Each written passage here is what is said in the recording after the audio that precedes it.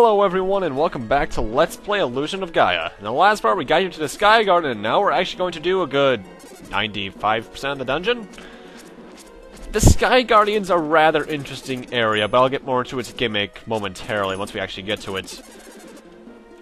The enemies aren't that bad. These ball worms, if that's what they're called, pose no threat. The balls, when they explode, when the balls hit the ground and explode, they don't damage you at all. The blue sentries here, you can dodge by either just being in one of the north, south, east, west directions to them, and when they actually start attacking you, just stick to their direct line of sight in the middle, and their fists won't be able to hit you. By the way, love this place's music. It's one of the few dungeons that has unique music, I think, because a lot of them do reuse the same theme that was in the Incan Temple and Diamond Mine. Actually, did the Incan Temple have unique music? I can't remember. Because that was like a month ago in terms of real life.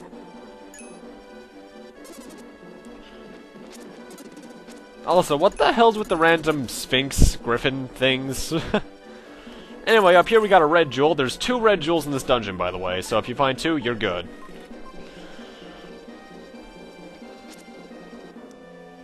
Also, coming up here, you're gonna see me... never mind, I was thinking of somewhere else. Yeah, wow. I was thinking of something else entirely. That was stupid of me. Sorry about that. Anyway, now you just saw the gimmick there. I dropped down, and we're actually on the bottom of the area now. Where the grass was, we're now on the exact opposite. And down here, we got new versions of the exact same enemies. Red sentries, which aim more in the complete opposite ways, and the other ball worms. I call them jumping ball worms, because they actually, jump. And they move faster, too. When the jumping ball worms die, their balls, as weird of a sentence as that is to say, do drop down and can't damage you. So watch out for that. Also, the fire bar, I hope you guys can see the fire bar that's right there. It's kind of flicker. The thing with that this dungeon's filled with little fire bars. You can hopefully see some of them on screen right now. But as you can probably tell, their sprites flicker. So if you see me randomly getting hit by nothing, that's them. And if I seem like I'm walking into them, because you can see them, that's because I couldn't see them during recording, because flickering sprites.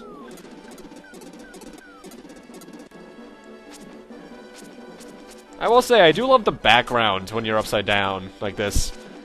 I just now noticed that.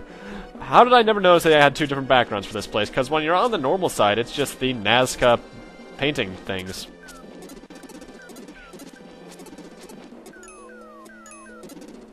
This is also the first dungeon where I kind of press start a lot to see where enemies are.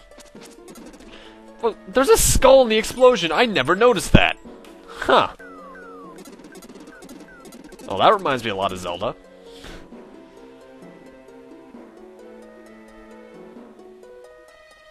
And we came over here for this chest, which is nothing but an herb.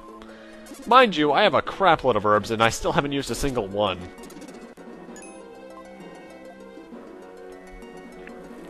Actually, I might want to have to use some of those soon, because, I forget how many there are in the game. More than I think there are inventory spots, so I might be kind of screwed with that.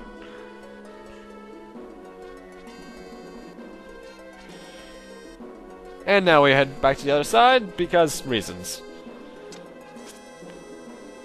Also, one little detail I like is that you can tell there's technically an other side to this just by looking at the environment you're in, because, well, I'll show you kind of momentarily.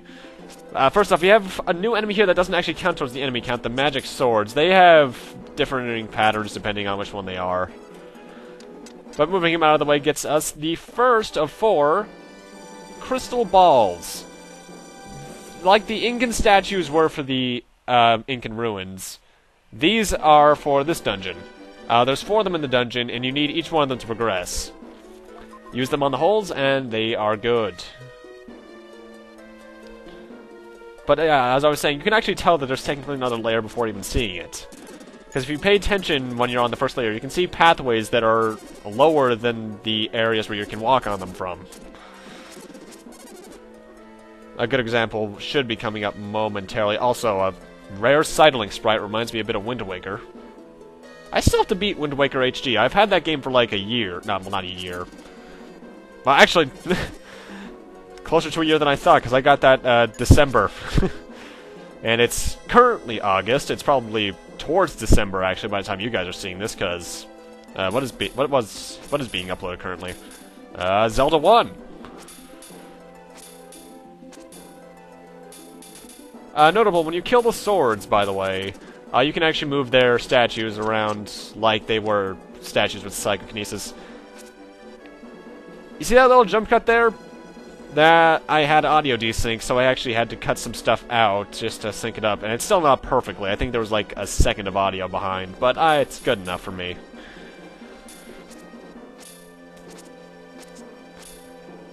Actually, interesting. Well, actually, I should mention this. Audio desync is something, to say the least. Because it can be really annoying, or really easy. Because if it's like a 15-minute long part, that's pretty easy to fix. But if it was a total of a 30-minute part, like this originally was before editing, that's not fun. Anyway, gotta change into a Frieden here for the rest of the dungeon, actually. Because, he's pretty necessary. And the double damage he does, essentially. Well, actually, I'm not sure if it's double damage or just more damage. I know it's double damage against bosses, because he'll do 2, whereas Will do 1. Yeah, like, look on the left right now. You can see there's a pathway for the lower area. Nice little attention to detail with that work there. Mind you, it's not as much attention to detail as Castlevania Symphony of the Night, but pretty good either way.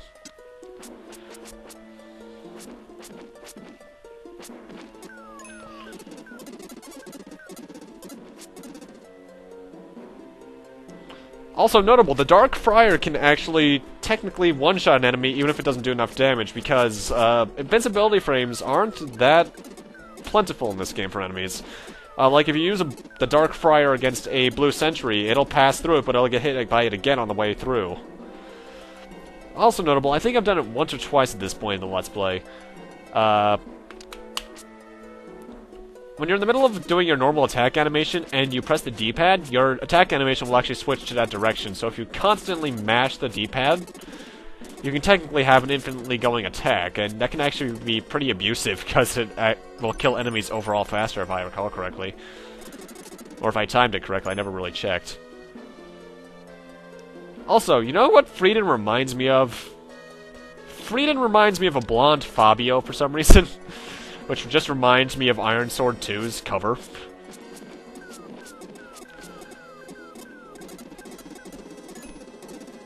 Also notable, try and hold on to as many lives as you can by collecting Dark Gems, because there's a certain section in the final dungeon especially that you're probably going to use a couple lives on, so it's just best to have as many as possible.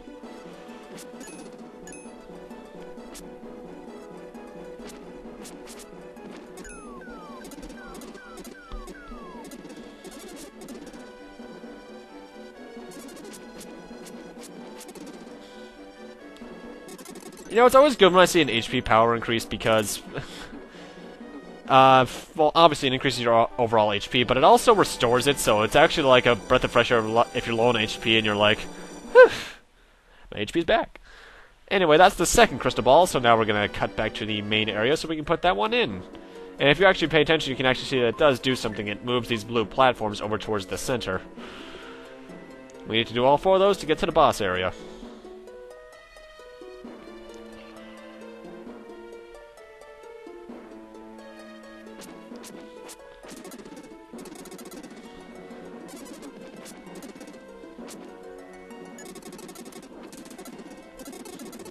By the way, if you haven't noticed, you're going to hear that sound effect quite a bit throughout the game. That explosion sound effect is actually something that Enix used a lot back in the day. I know, well, Enix and I think Quintet as well. Because I know for a fact it's in Soul Blazer, I think it's in Terranigma, and I know it's in the ActRaiser games. Oh, ActRaiser 1. I should do ActRaiser 1, I love that game. ActRaiser 2 is just really, really hard.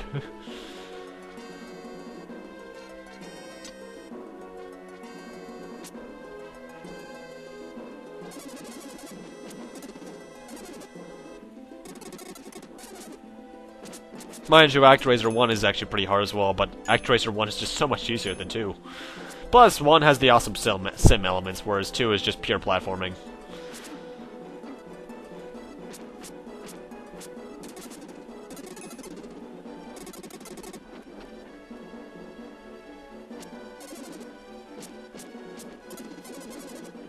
And there's me abusing the D-pad infinite attack.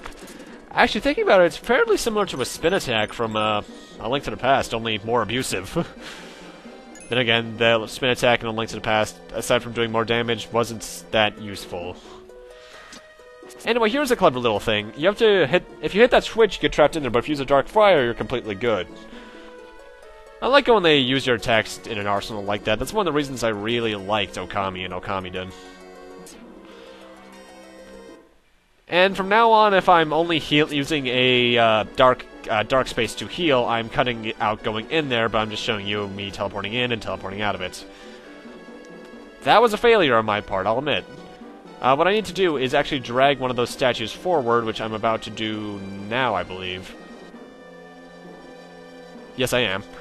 And then I actually need to run over and get into that gap, because, well, completion... Well, not completion, well, technically completion, because I can't complete the game without doing that.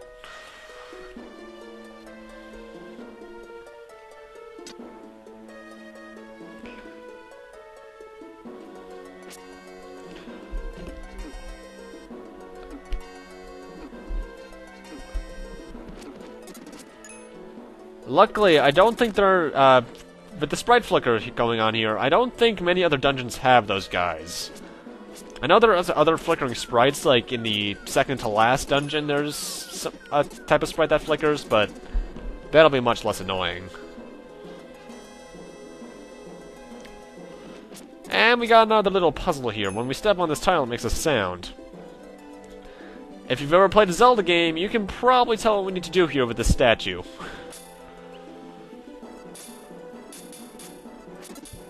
That little ding sound effect is another thing Enix loved to use back in the day.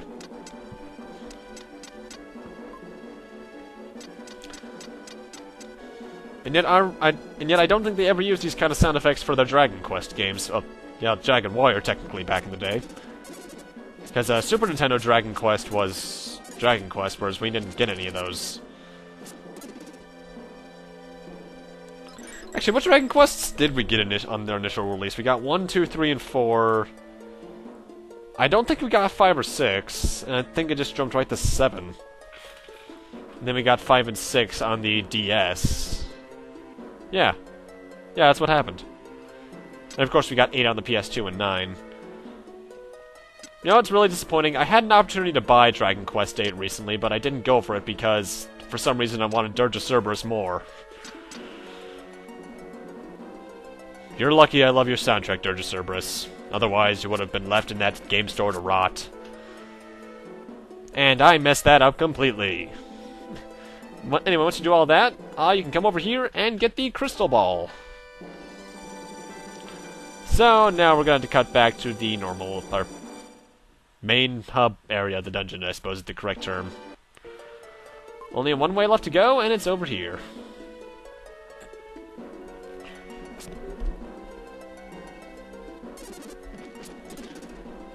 This is a bit of a tricky little thing that you have to do. You have to run down this ramp right here, but then hold up so you can get up to the second ramp. I like that. They make you adapt to what's going on. Mind you, not as much adaptation as the Metal Gear games can give you. Especially Metal Gear Solid 4. As much as I'm not a big fan of 3 and 4 compared to 1 and 2, they really made you adapt to your surroundings depending on what was going on.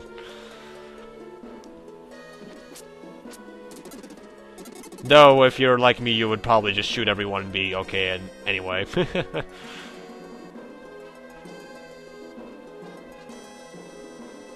That was the wrong thing to do, by the way.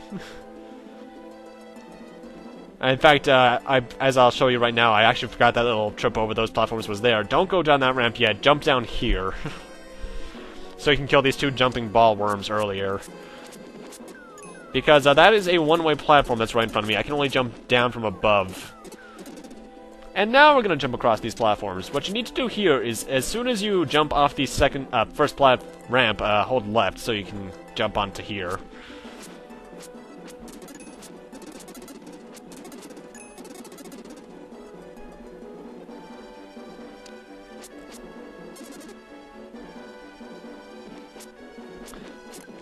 Holy, look at all the stuff that's going on screen. I'm surprised this isn't causing much slowdown. Actually, I don't think there's much slowdown at all in this game.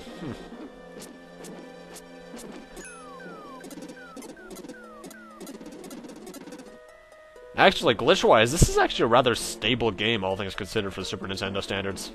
Mind you, Super Nintendo games weren't that glitchy, but there was some stuff you could abuse easily, especially in the initial Japanese releases. A Link to the Past. Great job, mate. A Link to the Past can be torn apart pretty badly. As can Chrono Trigger and Final Fantasy VI. Don't even get me started on what you can do in that if you know what you're doing.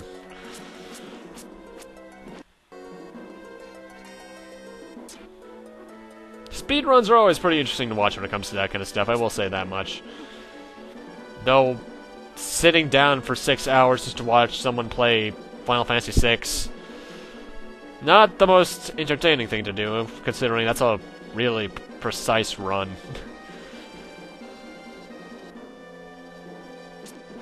Actually, what is the speedrun record for Illusion of Gaia? There's not much going on screen. I can do that right now. All I'm doing is hunting down red centuries.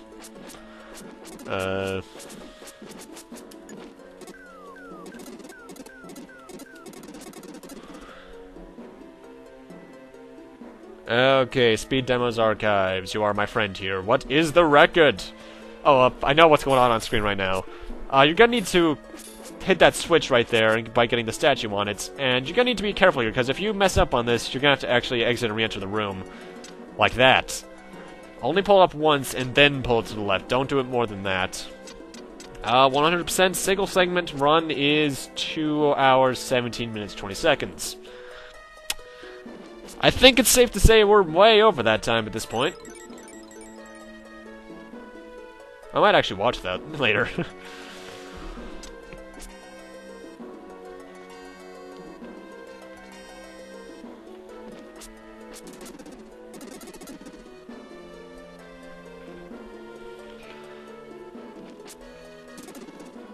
Anyway, before going down that ramp, make sure you kill the 2 enemies that are up here. Yet again, you don't need to kill the magic swords. They don't count for anything. For some reason. Maybe it's because they're not actually alive. They're just possessed. Then again, considering enemies we fight later on. Anyway, got an herb in here. The crystal ball is actually in that chest over there, but since I went for the herb first, I can't get that just yet.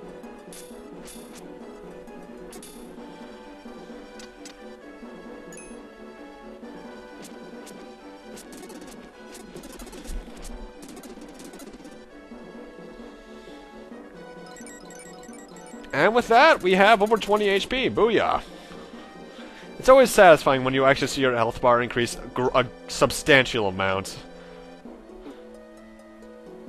It's like doing that, what was it, like 180 heart glitch in the GameCube version of Majora's Mask?